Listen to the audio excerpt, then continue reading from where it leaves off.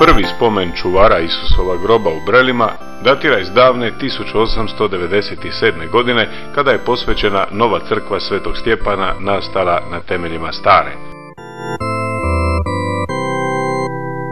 Čuvari Isusova groba, žudije, danas su mahom mladi ljudi, a živjeti svoju vjeru jedini je uvjet koji treba ispunjavati onaj koji želi postati žudija.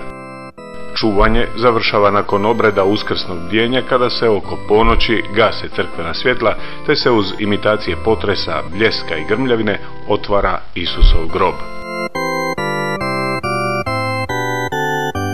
Iz groba se diže magla i pojavljuje svjetlo, pri čemu čuvari padaju, a Isus, prelazeći preko njih, simbolički prikazuje uskrsnuće.